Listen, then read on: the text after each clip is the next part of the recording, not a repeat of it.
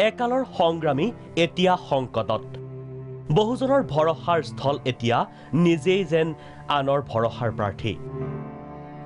এই সংগ্ৰামী চেহেৰাটোত নিহিত হৈ আছে অসমৰ বহু সামাজিক সংঘাতৰ ইতিহাস আজি সহ্যাগত শৰীৰটোৱে এসময়ত বহন কৰিছিল অলেখজনৰ সমস্যা আৰু বেদনা গুৰুতৰভাৱে অসুস্থ দ্ৰুপদ বৰগোহাঁই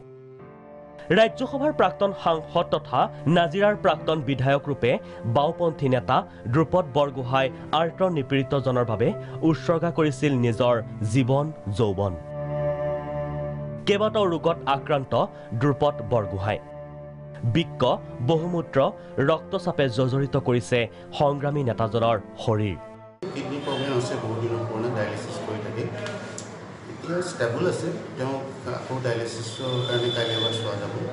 কিছু মাহ পূৰ্বে ডিব্ৰুগড়ত চিকিৎসাধীন হোৱা দ্ৰুপদ বৰগোহাঁইক পুনৰ ভৰ্তি কৰোৱা হ'ল যোৰহাটৰ সঞ্জীৱনী নাৰ্ছিং হোমত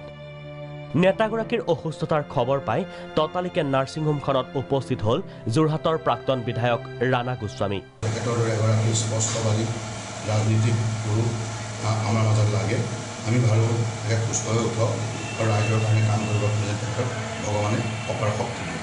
বৰ্ষীয়ান নেতাগৰাকীৰ অসুস্থতাৰ খবৰ পাই ঢপলিয়াই আহিল একালৰ সংগ্ৰামী সান্নিধ্য পোৱা প্ৰতিজন দ্ৰুপদ বৰগোহাঁই দেৱ 2000 চনত যেতিয়া মই যোৰহাট নিমাতী হাতীশাল সংগ্ৰাম সমিতিৰ ছেক্ৰেটাৰী হৈ আছিলোঁ এইটো ভয়ংকৰ এটা সমস্যা আছিল যোৰহাটৰ বাবে যিহেতু ব্ৰহ্মপুত্ৰ গৰাখহনীয়াত ইয়াত তীব্ৰভাৱে চলি আছিলে সেই সময়ত তেখেত ৰাজ্যসভাৰ সাংসদ আছিলে আৰু তেখেতে প্ৰশ্নটো তাত ৰাজ্যসভাত দাঙি ধৰিছিলে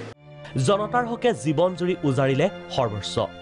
নীতিনিষ্ঠ নেতা হিচাপে প্ৰাক্তন সাংসদ অথবা মন্ত্ৰী হৈও দ্ৰুপদ বৰগোহাঁই আজি আৰ্থিকভাৱে যেন নিঃস্ব